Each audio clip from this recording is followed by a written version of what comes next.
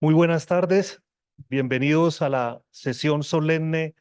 de hoy, 2 de julio de 2024.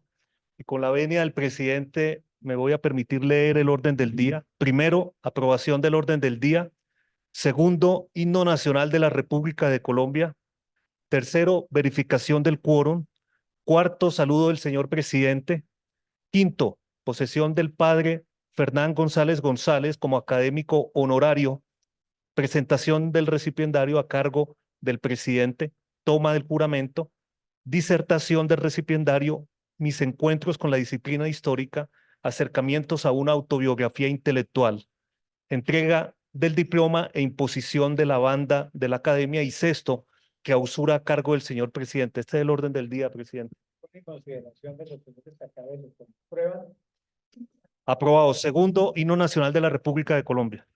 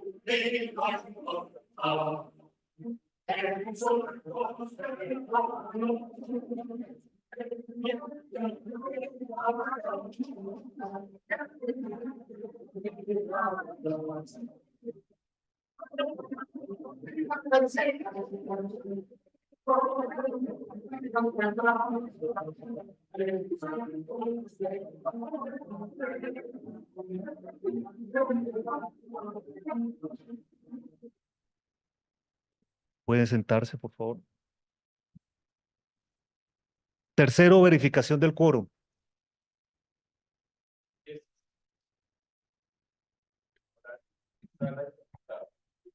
Perfecto. Nos indican que hay 18 académicos honorarios y de número conectados y lo que nos acompañan aquí presencialmente, de manera que tenemos suficiente quórum para deliberar y para sesionar. A continuación, cuarto, saludo del señor presidente. Muy buenas tardes a todos y gracias por venir a esta sesión solemne, lo que explica que hayamos oído el himno nacional. Fernán González y González ingresa a partir de hoy a la categoría máxima de la academia, según los últimos estatutos, que son los académicos honorarios, porque han sobrepasado la edad de 80 años y con eso conforman una especie de senado. Son los senescales que nos apoyarán en adelante con todas las responsabilidades y son los que nos guían en este trabajo de conducir la academia que ya superó los 120 años. Y él ha elegido para su disertación un balance de su vida en la ciencia de la historia, algo que hará muy pronto Alberto Corradain, que también va a hacer un balance de su vida como arquitecto y en la historia de la arquitectura colombiana. Así que estamos muy contentos que Fernán nos siga acompañando como académico honorario y que en adelante sea uno de los escogidos como consejeros. Gracias por haber venido y procedamos con este acto.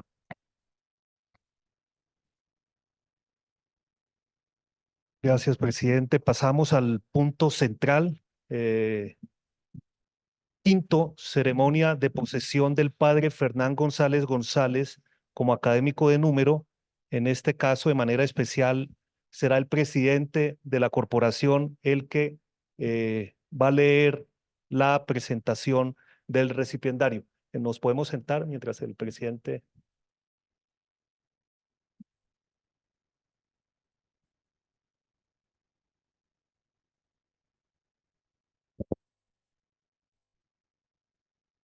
Una primera ojeada a los escritos de Fernán González permite identificar 13 palabras clave de su larga obra. Esas 13 palabras son política, poder, Estado, violencia política, configuración política, poder eclesiástico, partidos, guerra civil, paz, conflicto político, regiones, comportamiento electoral y clientelismo. Estas palabras configuran una misma intención: leer la política. La evocación a la Asociación Francesa nacida en 1901, Lire la politique, es clara. La vocación de revalorizar y analizar los discursos políticos de una nación. Ese deseo de responder a las demandas urgentes de explicaciones del fenómeno político colombiano encontró desde 1972 su nicho especializado en el CINEP, un centro de investigaciones interesado en ofrecer perspectivas de la política en favor de los intereses de grupos excluidos del ejercicio de sus derechos. Para cumplir sus propósitos de investigación, Fernán adelantó estudios de ciencia política y también de historia. Y fue de estas dos perspectivas analíticas que construyó su obra interpretativa. En 2 tomos fueron compilados inicialmente 10 ensayos de historia política de Colombia, que obviamente tenía que titular Para leer la política, una muestra representativa de sus primeros resultados. Siguiendo una indicación antigua de Domingo Faustino Sarmiento, abordó la lectura de la figura del general Simón Bolívar, más allá de las mitologías de los dos partidos que usaron y abusaron de su figura para cumplir sus designios políticos, siguiendo la senda del trabajo revisionista que había emprendido Indalecio Liévano Aguirre, constructor de una representación mitológica alternativa. Para superar tantas constricciones de la representación, Fernán decidió acudir directamente a las fuentes documentales básicas del Libertador: el Manifiesto de Cartagena, la Carta de Jamaica, el mensaje al Congreso de Venezuela que se reunió en Angostura y su discurso al Congreso de Bolivia. Concluyó, entonces, que el fracaso de su proyecto político estaba condenado porque estaba fundado en la radical modificación de las circunscripciones administrativas hispanas. Sus enemigos contaban con la fuerza de las antiguas tradiciones provinciales y con la fuerza de 3 gobiernos superiores que habían estado encarnados en audiencias. Su lectura de la Guerra de los Caudillos Supremos entre 1840 y 1841 la fundó en su percepción de que allí habían arrancado 2 estilos distintos del bipartidismo liberal conservador y 2 imaginarios políticos distintos, pero también de 2 relatos históricos partidistas disímiles, representados de un lado por Tomás Cipriano de Mosquera y Joaquín Posada Gutiérrez, y del otro por José María Samper y José María Obando. En cualquier caso, las represalias impuestas durante la guerra y después de su fin fueron la semilla de los odios que se heredarían durante el primer siglo republicano. Una reflexión sobre los estudios de Ellen del Parr y James William Parr le permitió leer las administraciones del Olimpo Radical como un periodo de relativa estabilidad,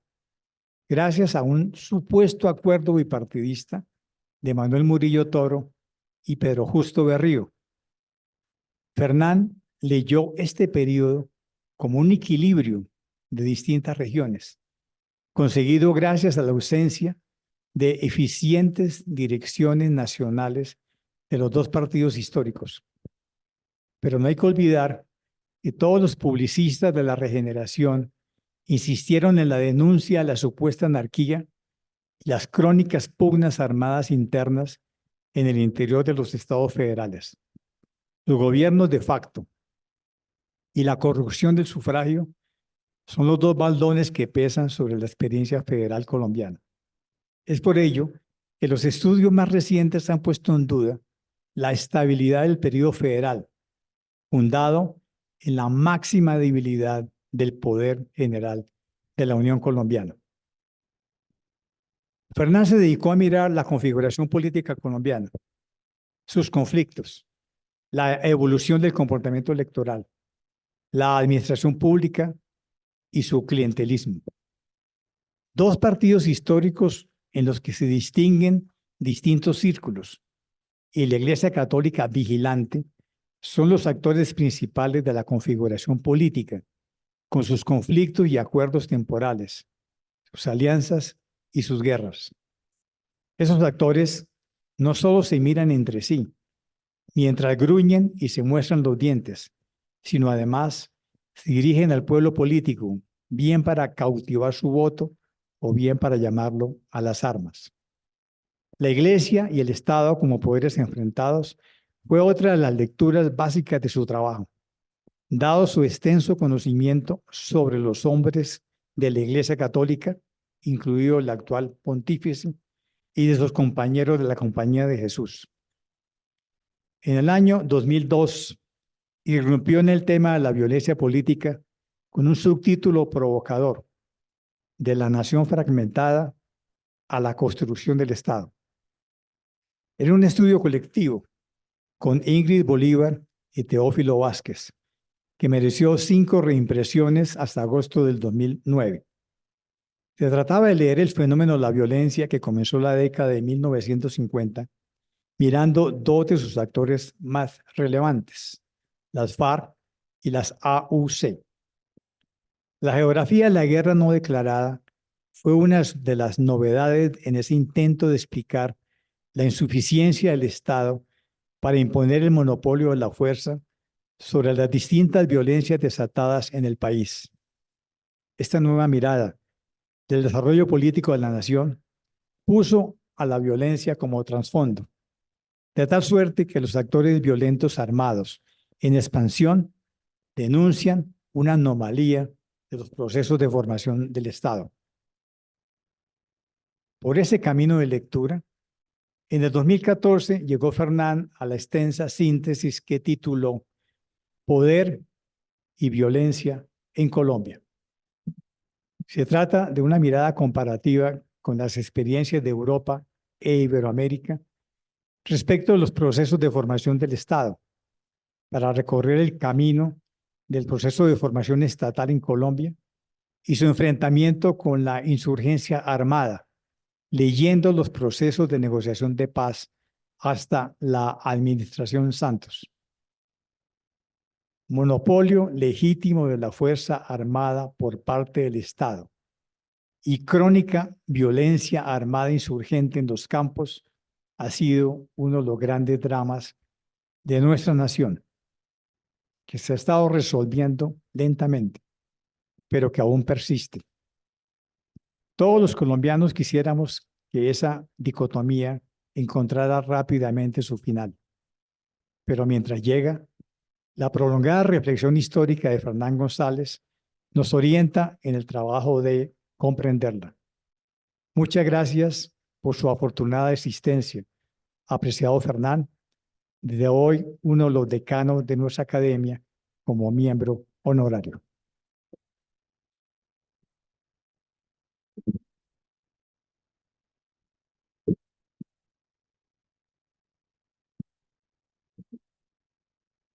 Gracias, presidente. A continuación, toma del juramento.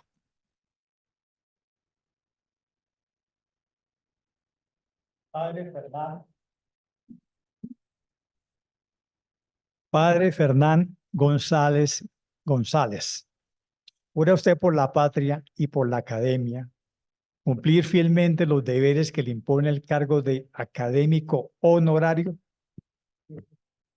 Si así lo hicieres, que ellas os lo premien, y si no, que ellas os lo demanden. Pueden sentarse, por favor. A continuación, escucharemos la disertación del padre Fernán,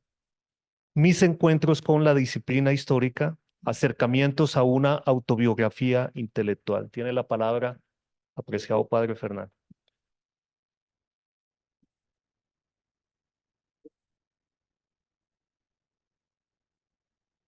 En primer lugar, quiero comenzar por agradecer a los directivos y colegas de la academia la oportunidad de compartir con todos los presentes este ensayo de visión retrospectiva sobre mis encuentros con la disciplina histórica y mi trayectoria académica profesional, de la cual muchos de los presentes han hecho parte de alguna manera. Para ubicar ese papel, cuando preparaba esa exposición, recordé uno de mis últimos encuentros con mi profesor en Berkeley, Tulio Halperin Donghi, que me decía que en sentido estricto yo no era un historiador, sino un politólogo que aprovechaba un vasto conocimiento de la historia para ilustrar los análisis que afrontaba el mundo político. Yo me mostraba básicamente de acuerdo con esta caracterización, al tiempo que señalaba que esos análisis no se reducían a la historia, sino que se enriquecían también con aportes de otras ciencias sociales como la etnografía política, gracias a mis diálogos con amigas y colegas como Gloria Isabel Ocampo, María Victoria Uribe, Mira Jiménez y Clarisa Aramburo, y el encuentro con Néstor Miranda Ontaneda como director de una investigación del CINEP sobre el clientelismo, pero también con amigos y amigas sociólogos como María Teresa Uribe, Álvaro Guzmán, Patricia Prieto, Claudine García y Elizabeth Trujillo, y economistas como Jorge Iván González. Por esta combinación de enfoques y disciplinas, algunos han ubicado mis aportes académicos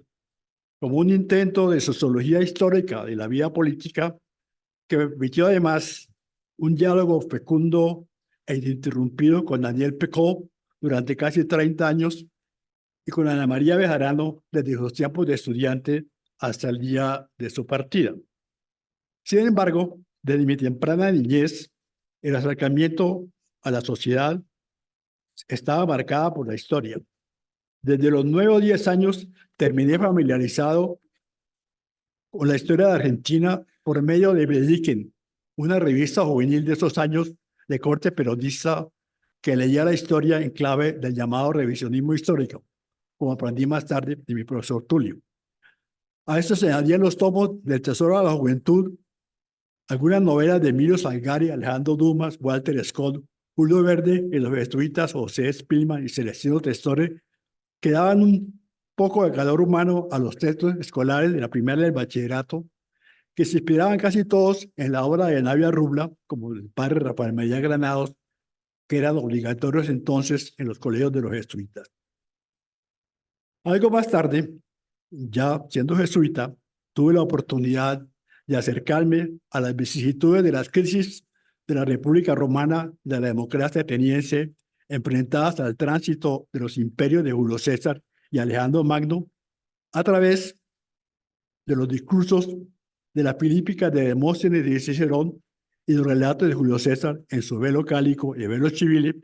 que iba para mí mucho más allá de la para muchos aburrida traducción de griego y latín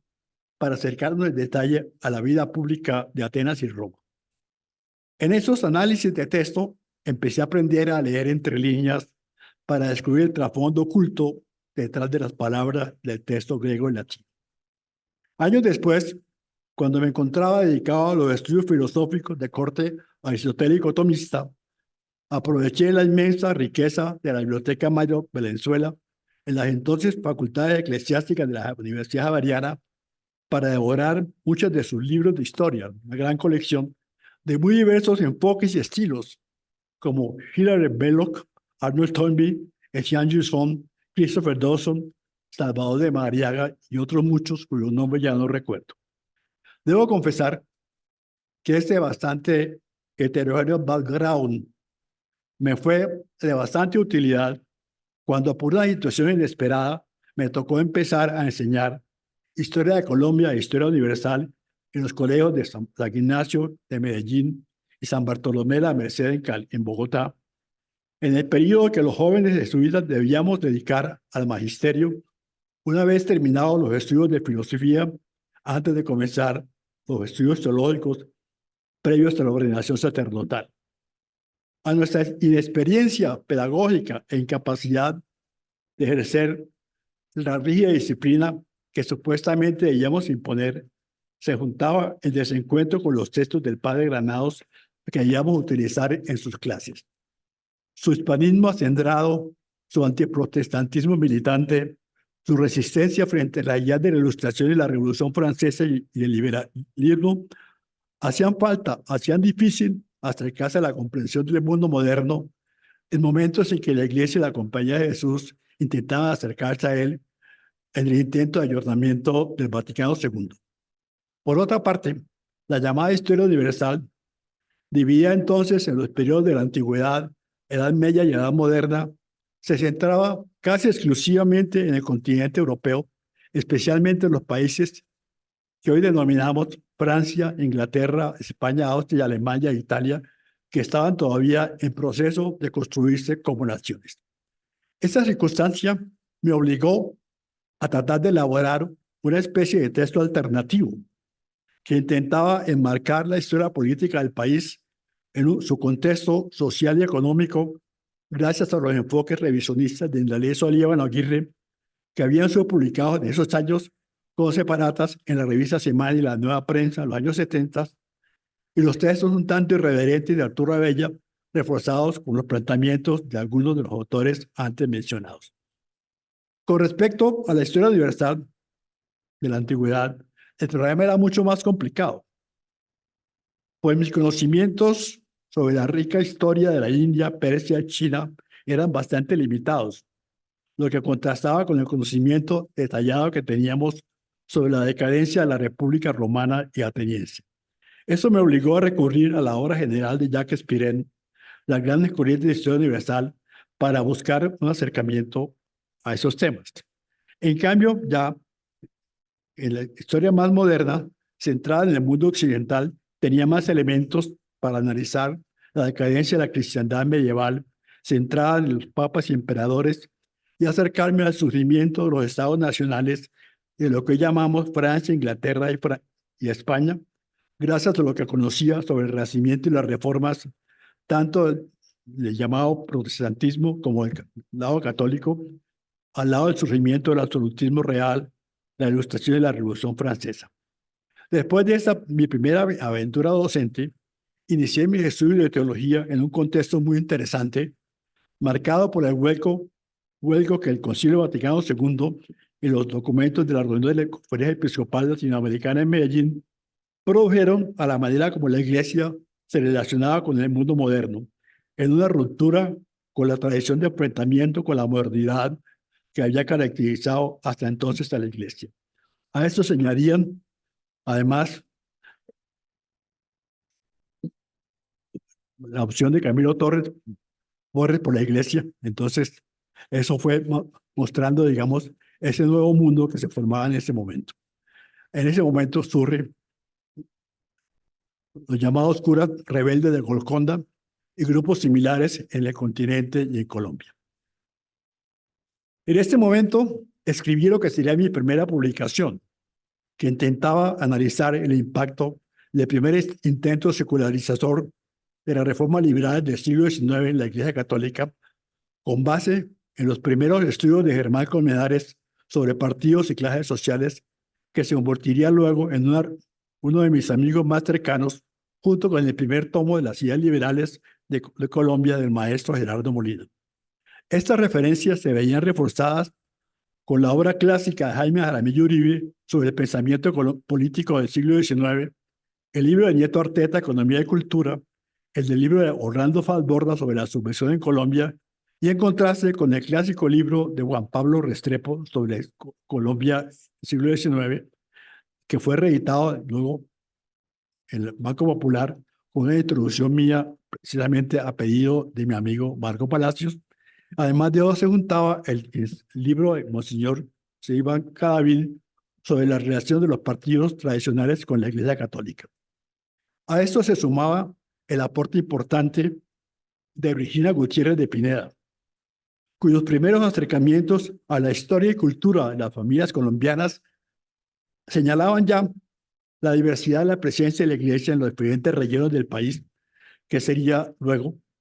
uno de los rasgos de mi acercamiento posterior a los siglos XVIII y XIX en Colombia. Este primer acercamiento a las tensiones del pensamiento eclesiástico en el mundo moderno, en medio de las luchas hacia la unidad italiana contra los estados pontificios, se iría profundizando en varias publicaciones sobre las tensas relaciones de la Iglesia colombiana con el Partido Liberal y su alineamiento con el Partido Conservador. Luego, estos análisis se extendieron luego al papel de la Iglesia en las coyunturas de los años 80, 90, primeras décadas del siglo XXI, en los libros que solía editar Francisco Leal Buitrago cada década. Más tarde, con la colaboración de mis antiguas alumnas, Marta Gregory, complementé estas visiones con el acercamiento al papel de la Iglesia en el mundo colonial, que me permitió luego tener una mirada de conjunto sobre las relaciones entre Iglesia, Estado y sociedad en la historia universal, que retomé luego en un discurso de orden de la celebración del 12 de octubre de la Academia, que enfatizaba los contactos culturales del mestizaje y los papeles de los curas como intermediarios de ese contacto. En ese acercamiento se mezclaban mis perspectivas personales cuando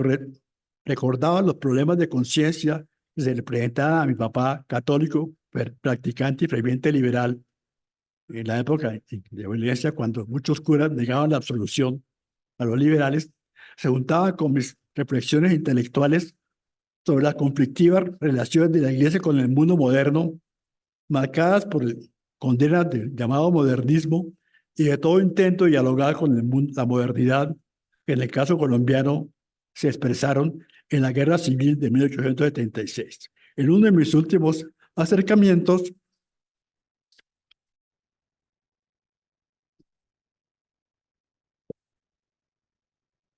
retomé el tema nuevamente, mostrando las posiciones de la Iglesia en materia de paz, que marcaban un marcado contraste con la actitud tradicional de lucha contra el mundo moderno, que retomaba un trabajo reciente en proceso de edición elaborado conjuntamente con Laura Camila Ramírez sobre la participación actual de los miembros de la jerarquía eclesiástica en las negociaciones de paz. El acercamiento a las relaciones de la Iglesia Católica con los partidos tradicionales y a la Guerra Civil del 19 me condujeron a ir profundizando una reflexión sobre el papel del bipartidismo en la configuración de la nación colombiana, que se plasmó en la oportunidad de editar un curso en la carrera de Trabajo Social que se iniciaba entonces en el Externado de Colombia, donde aprendí mucho más de lo que enseñé. Este curso significó el inicio de vinculación formal al mundo académico, ya que la preparación de esta enseñanza me fue llevando a encontrar autores clásicos como Jacques y Henry Perrin, Henry Manroux, Marc Bloch, Lucien Febvre, Fernando Brodel en la historia de Europa y del mundo, al tiempo que profundizaba mi conocimiento de la obra de Jaime Jaramillo Uribe sobre el pensamiento colombiano del siglo XIX, la historia social con énfasis en el mestizaje y sus primeros acercamientos al tema de la formación de la nación colombiana. Y empezaba a conocer más a fondo los trabajos históricos de Germán Colmenares sobre el mundo andino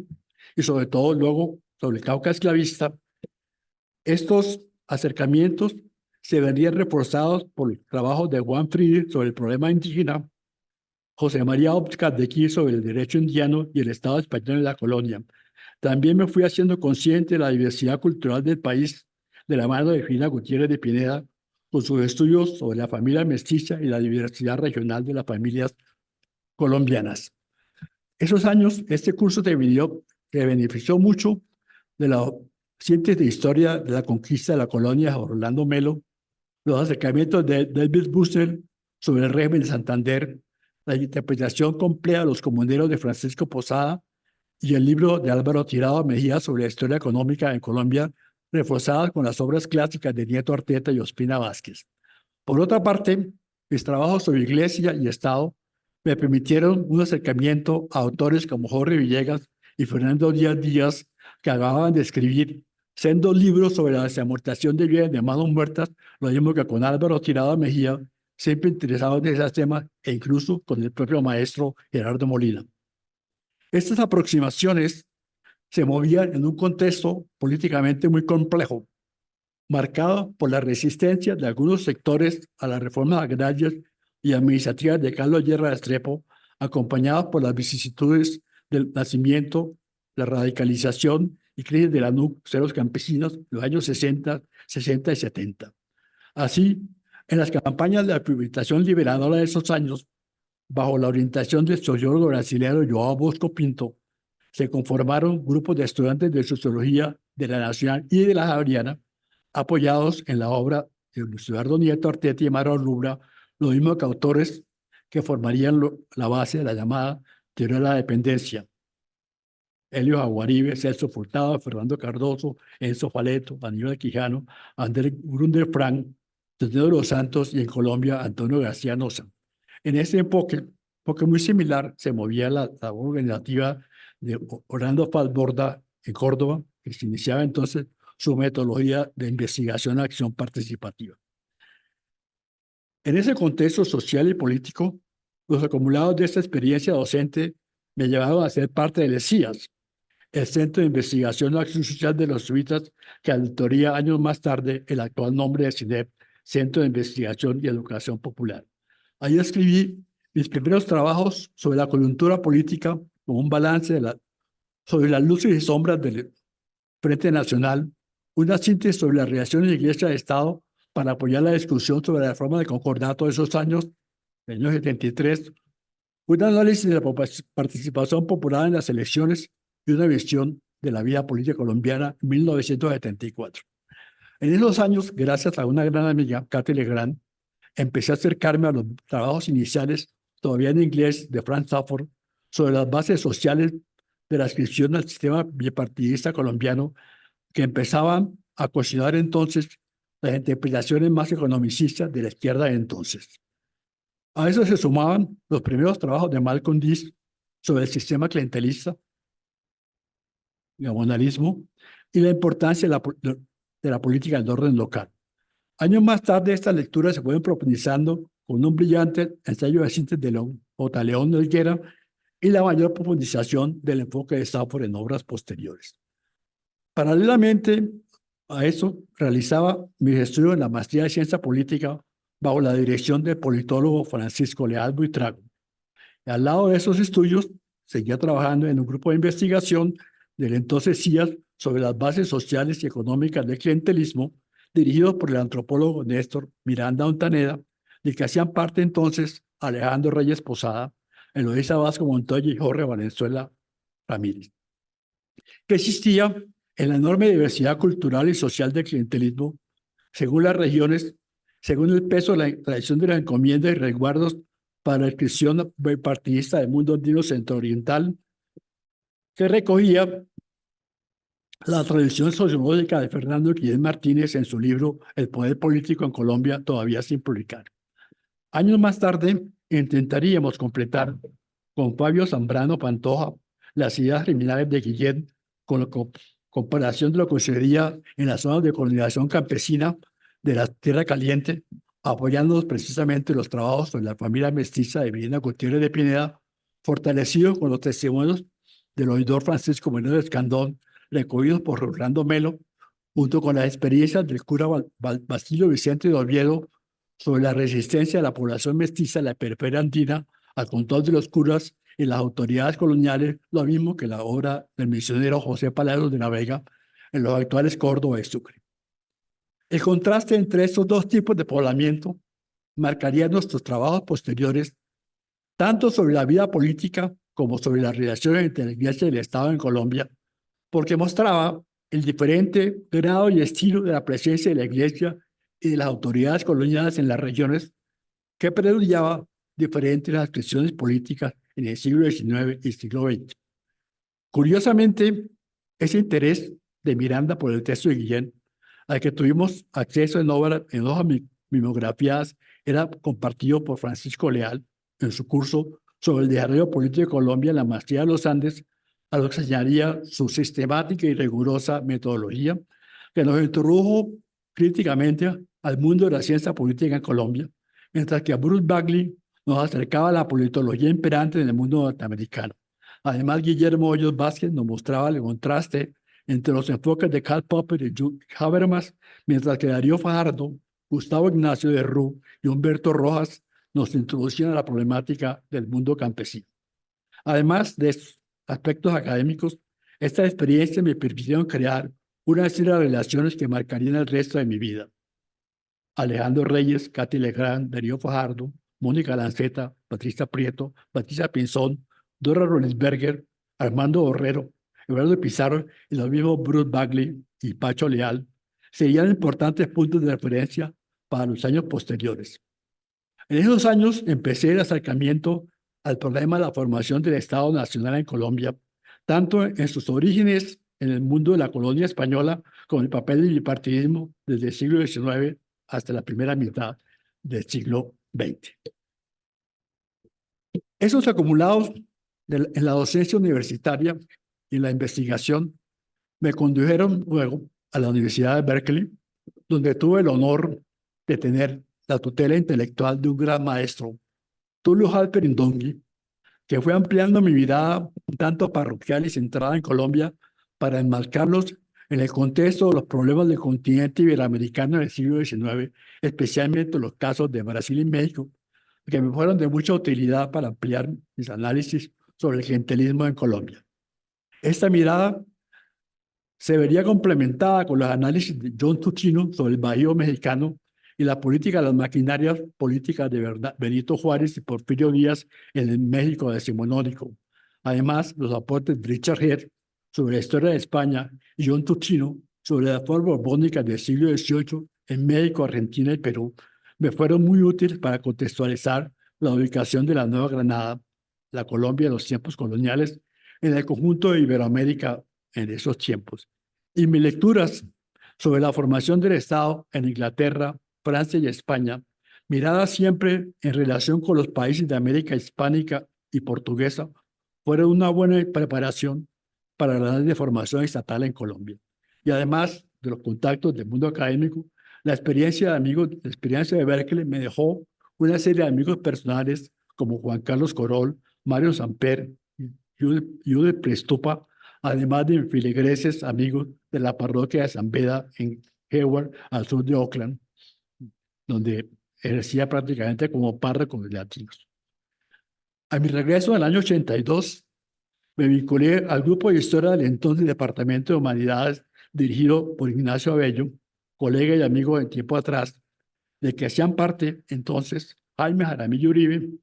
Horacio Rodríguez Plata, Abelardo Forero Benavides, Germán Arciniegas, al lado de Susi Bermúdez, Daniel García Peña y Ana María Videgain,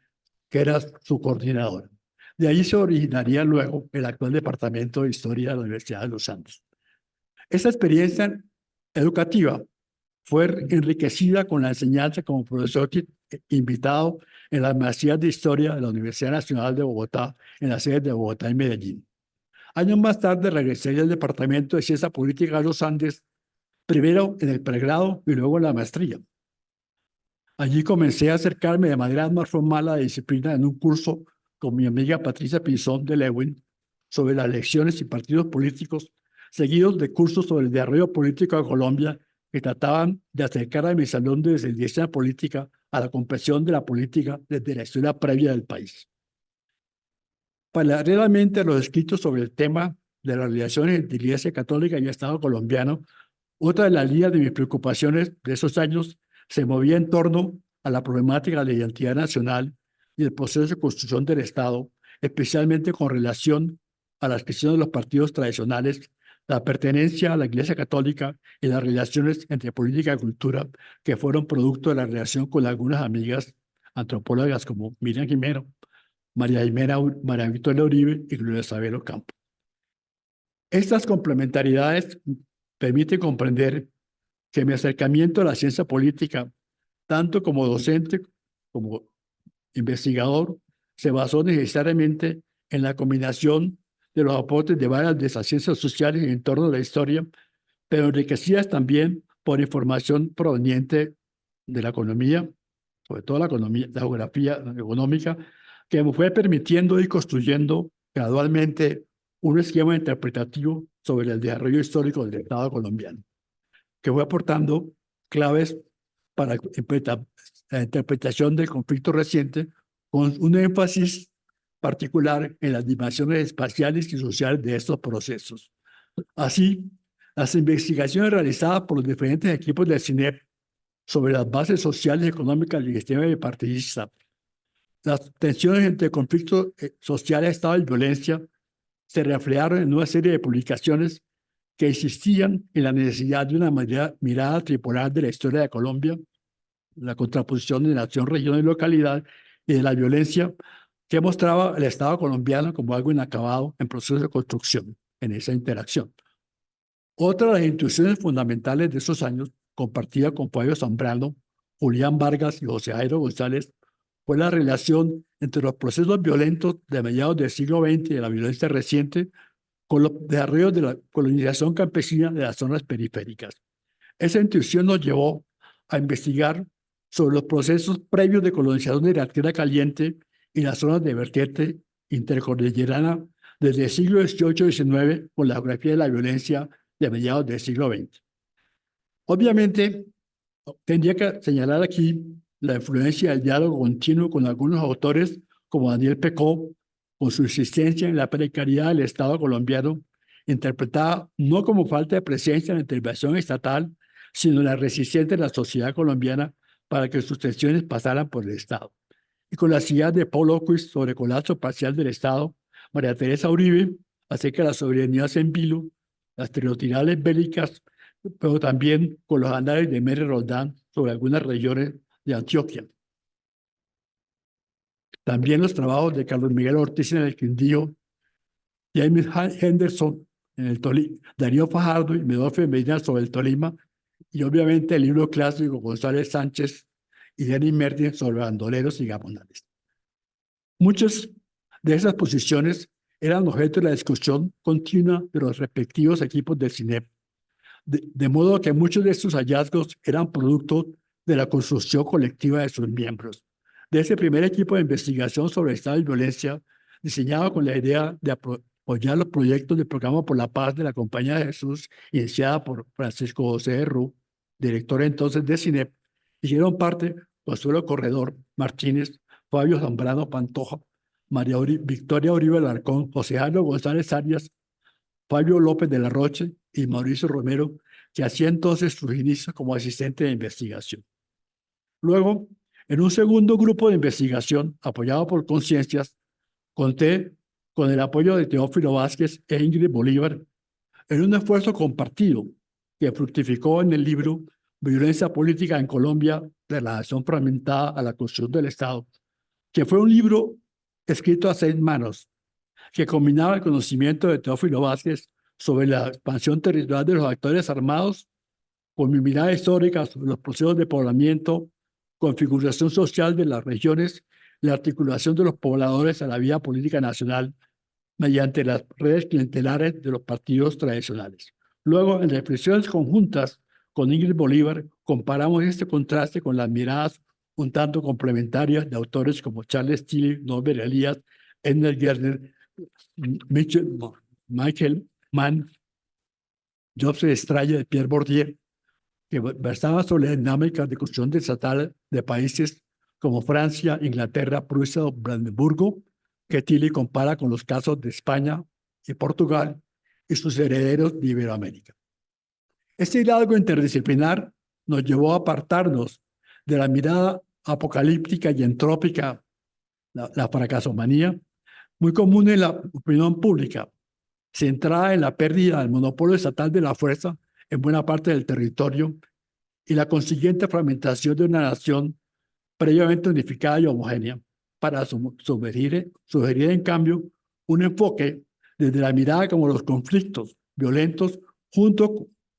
con enfrentamientos políticos electorales de distintos ámbitos fueron tejiendo a lo largo de más de dos siglos de historia una trama compleja de articulación gradual de territorios y poblaciones mediante un juego de interacciones bastante conflictivas que fueron desembocando paulatinamente en un proceso complejo todavía inacabado de construcción del Estado. En esta construcción gradual de estatalidad, destacábamos el papel de los partidos tradicionales, liberal y conservador, como coaliciones complementarias a la vez que opuestas entre grupos regionales y locales de poder. Estas confederaciones, bastante laxas e inestables,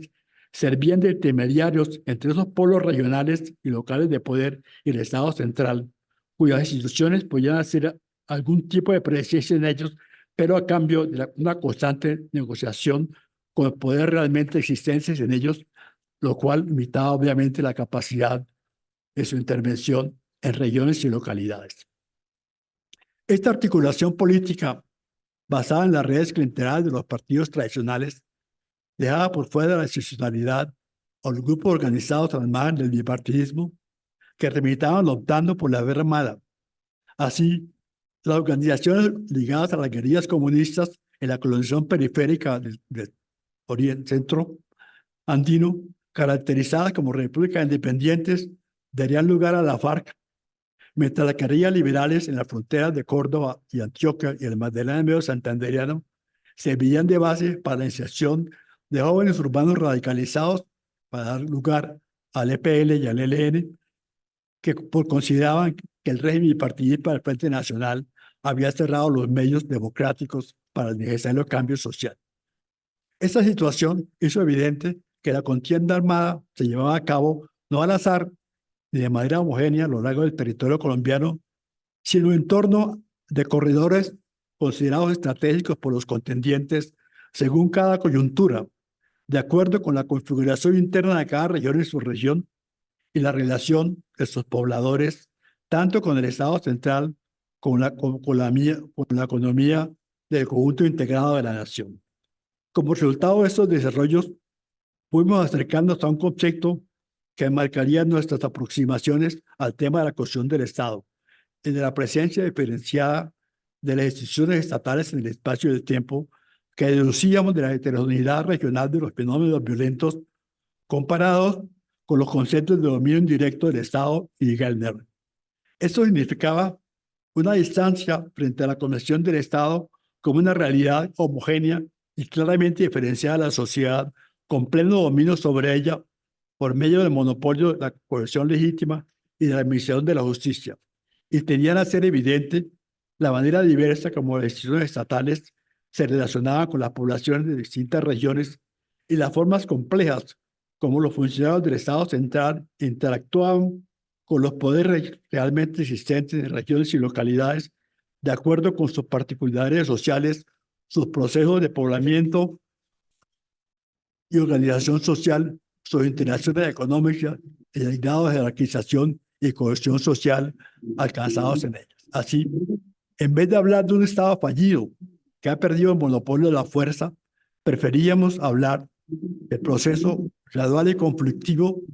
de construcción de las instituciones estatales evidente en las regiones de colocación periférica, que resultaba de la no resolución del problema agrario en las zonas centrales, donde las dificultades de la decisión del Estado para articular a las poblaciones organizadas por fuera de las redes clientelistas de bipartidismo fueron abriendo el camino a la inserción de grupos armados ilegales.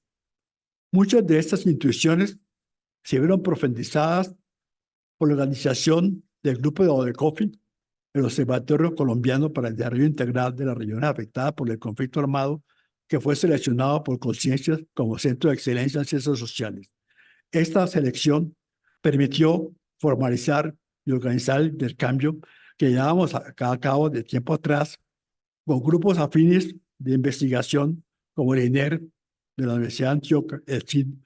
la Universidad Nacional, el CERAC, Centro de Estudios para el Análisis de Conflictos, y el Observatorio de Relaciones entre Estado y Sociedad en contextos locales del Departamento de Antropología de la Universidad de Antioquia. La composición de estos grupos, su diferente procedencia regional y la diversidad de enfoques hicieron que sus resultados reflejaran un enfoque necesariamente interdisciplinar, al tiempo que permitían un cubrimiento de casi todo el territorio nacional. Así, la combinación de estos enfoques, disciplinas y regiones nos permitieron ir profundizando y matizando los enfoques sobre la presencia diferenciada del Estado,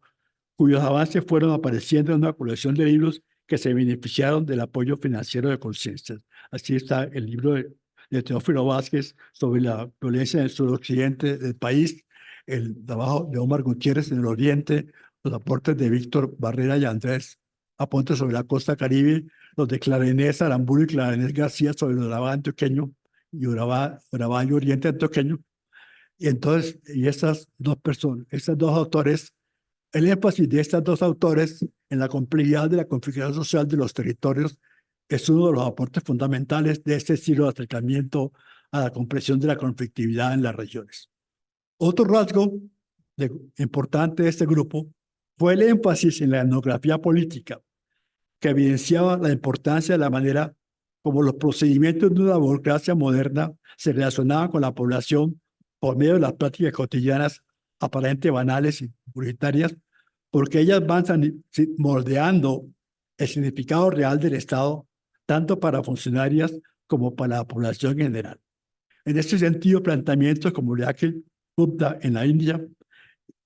era replicado en el caso colombiano por Julio Isabel Ocampo, en el departamento de Córdoba, que mostraba la manera como el clientelismo estatal interactuaba con los lazos previos de solidaridad basados en el parentesco y el vecinazgo, y refrendados también por trabajos de María Clara Torres sobre formación del Estado local en las zonas cocaleras de Putumayo, que mostraban cómo la acumulación de riqueza ilegal terminaba produciendo institucionalidad local. Paralelamente a los trabajos de Odecofi, fue invitado con Teófilo Vázquez a ser parte del grupo de memoria histórica como encargado del relato general del conflicto, que contribuyó al Estado al capítulo histórico del informe final del grupo, publicado con el título de Nunca Más. La participación en este grupo y el intercambio con sus miembros liderados por Gonzalo Sánchez, colega y amigo de años atrás, lo fueron ir precisando y definiendo los momentos centrales de la evolución del conflicto. Estas contribuciones nos fueron llevando a prestar mayor atención a los factores subjetivos del conflicto, como el impacto de las interpretaciones complotistas del Bogotazo y la generalización de la violencia del siglo XX, la lectura de la Guerra Fría sobre las autodefensas del origen de la FARC, la motivación de jóvenes urbanos radicalizados para optar por la violencia en el EPL y el ELN,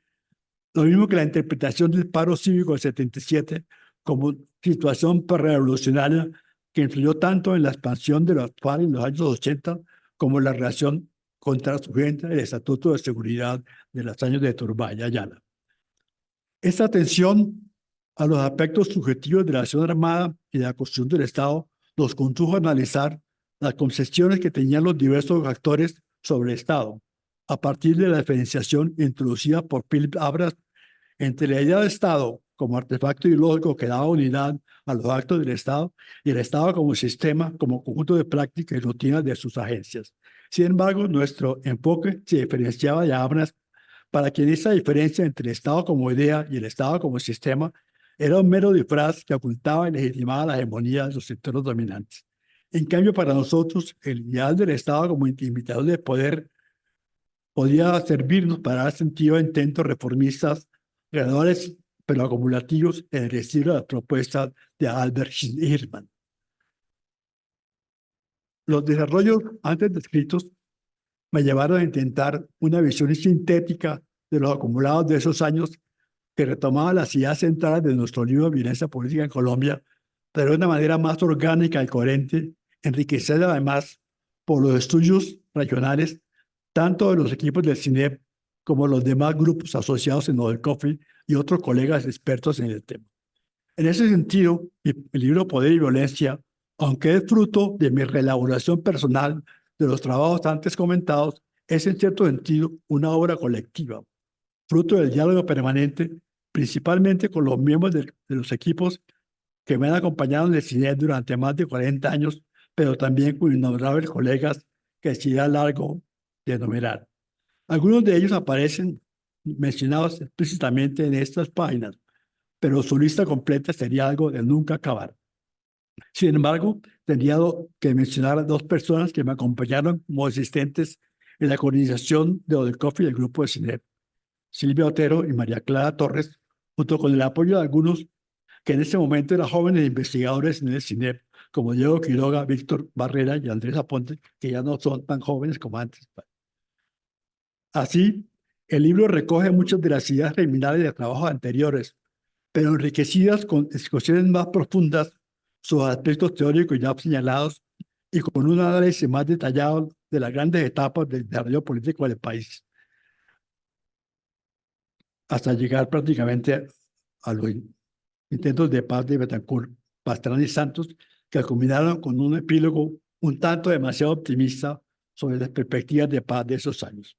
Además de ese panorama histórico, Poder y Violencia retomaba la discusión de otros trabajos anteriores sobre el enfoque polemista o belicista de Charles Tilly, que presentaba la creación de las agencias estatales como un efecto no planeado de las guerras entre naciones, retomado en América Latina por Miguel Antonio Centeno, que sostenía que la escasez y poca dirección de conflicto entre las diferentes naciones hicieron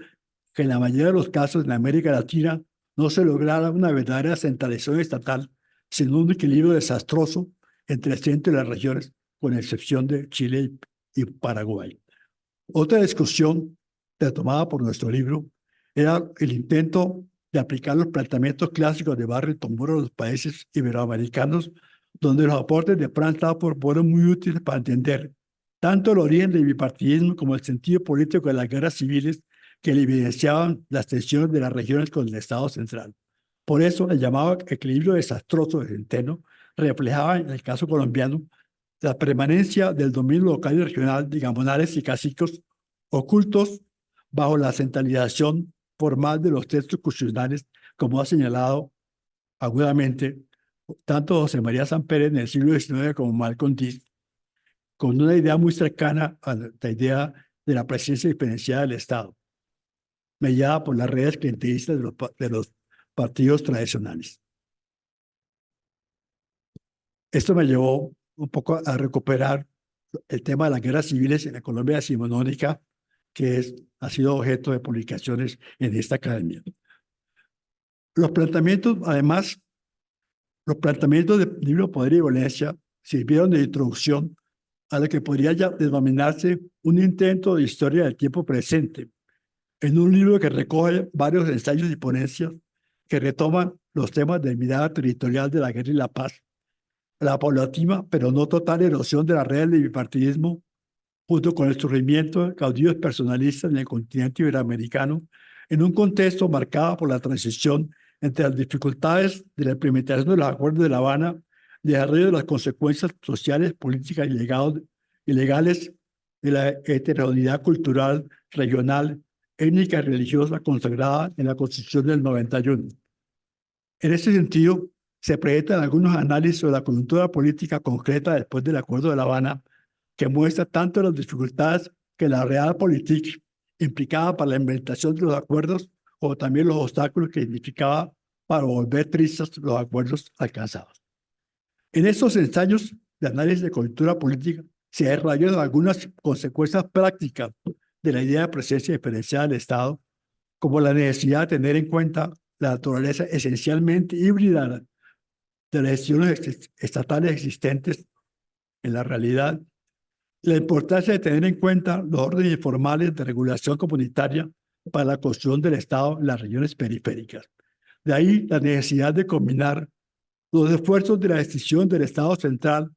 para llegar a las regiones con los de los políticos regionales interesados en construir y mantener bases de apoyo en ellos, pero que tengan en cuenta también las organizaciones sociales de las regiones y localidades que buscaban acceder directamente a la decisión del Estado central sin pasar por decisiones clientelistas tradicionales o no. Pero este acercamiento a la coyuntura no significó un alejamiento total de la mirada estructural de los procesos violentos que retomé para escribir una síntesis conclusiva para el libro sobre la diversidad de la presencia del ELN en las regiones que coordinaba entonces Andrés Aponte, que mostrara la diferencia en la reorganización liderada por el cura Pérez del caudillismo original de Vázquez Castaño, pero también del estilo más centralizado de la FARC. De ahí que los autores interpretaban al ELN como una especie de federalismo insurgente, dada la marcada autonomía operativa de los puentes regionales y su énfasis en la construcción del poder desde abajo. Además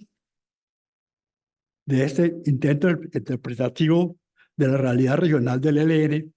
otra de mis contribuciones al tema de la violencia fue una mirada de conjunto sobre las diferentes comisiones de paz que me sirvió de base para analizar luego los informes de la Comisión para el Esclarecimiento de la Verdad, que aprovechó mi labor de acompañamiento al presidente de la Comisión, el padre Francisco José de Rú, con información y análisis que permitían a de Rú la discusión de los informes preliminares de los comisionados y sus asistentes. Esa asesoría me permitió ir más allá del conteo de actos violentos de un lado y de otro para destacar el mensaje central del informe, el rechazo a la opción armada como instrumento de lucha política, que significaba una ruptura con toda una tradición de enfrentamientos desde la guerra civil del siglo XIX, la violencia de mediados del siglo XX, hasta la violencia insurgente de la segunda mitad del siglo XX y de las décadas que llevamos del siglo XXI.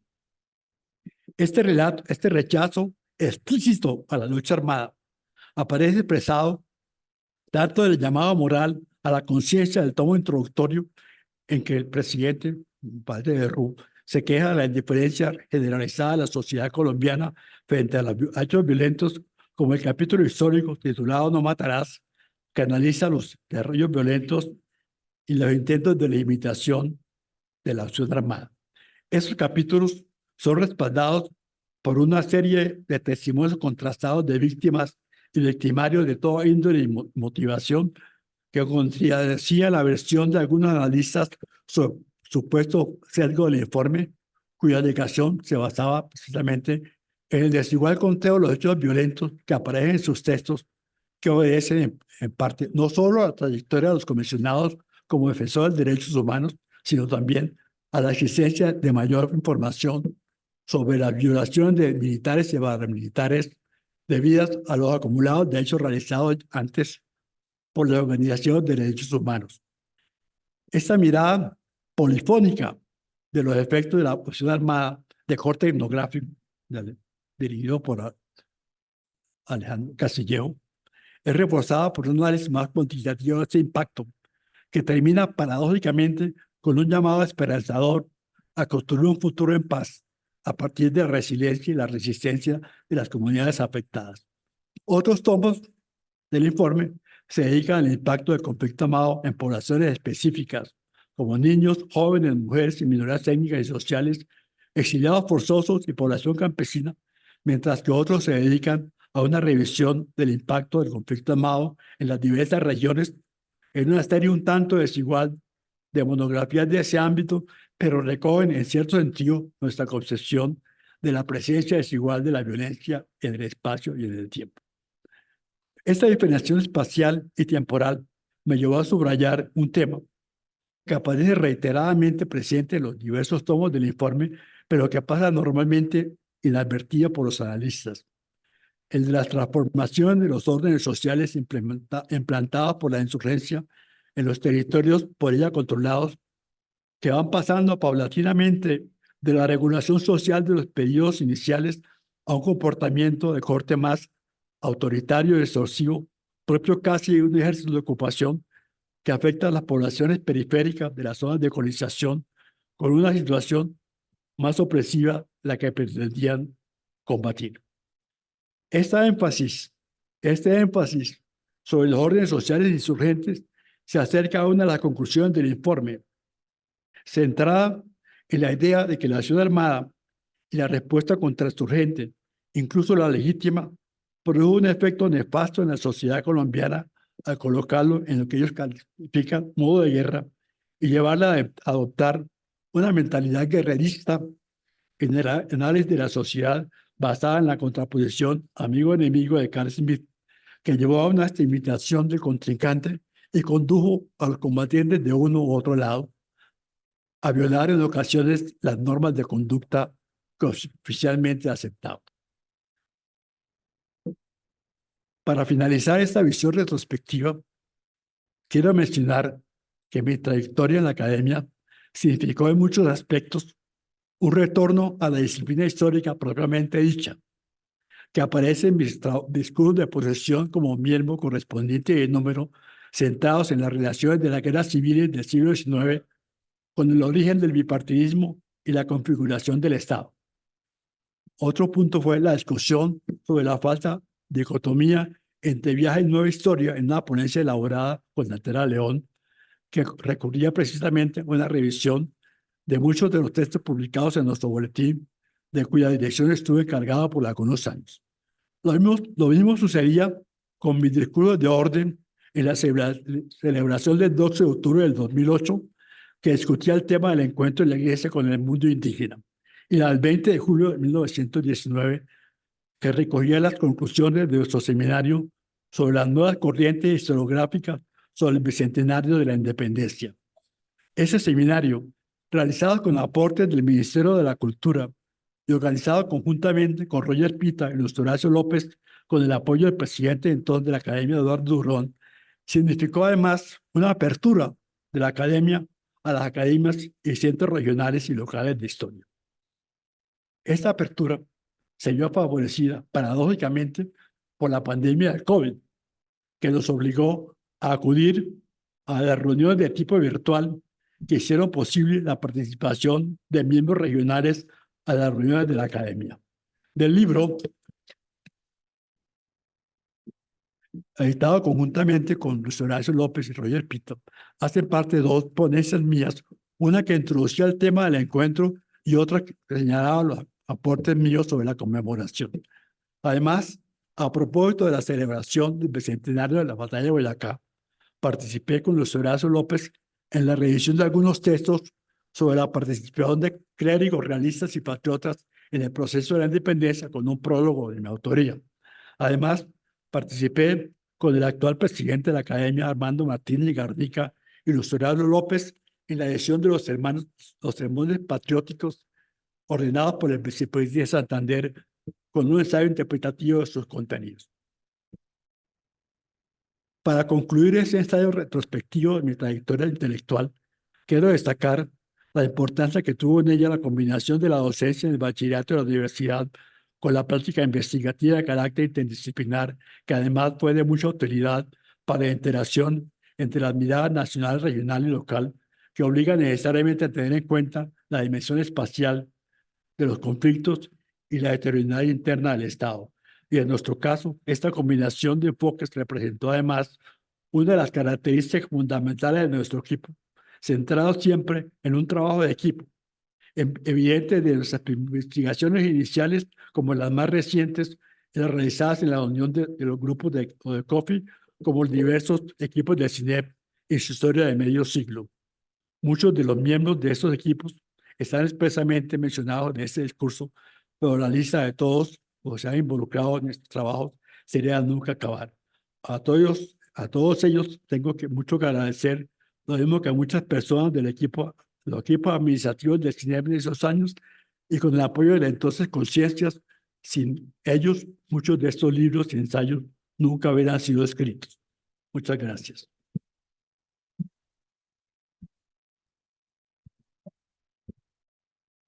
Muchas gracias, padre Fernán. A continuación, el diploma imposición de la banda, el diploma que acredita al padre Fernán como académico honorario, dice así: República de Colombia, la Academia Colombiana de Historia, en atención a los merecimientos del padre Fernán González, lo ha elegido académico honorario de la Corporación Bogotá Distrito Capital, 2 de julio de 2024. Firman el presidente Armando Martínez Garnica, el vicepresidente Alberto Gómez Gutiérrez y el secretario académico Roger Pita Pico.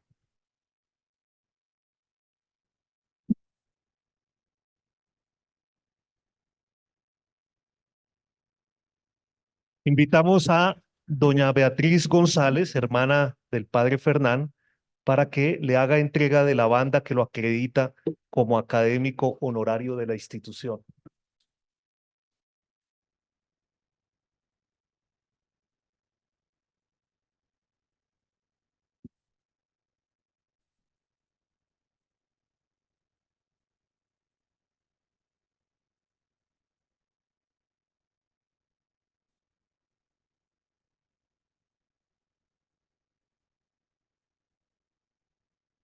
Tranquila.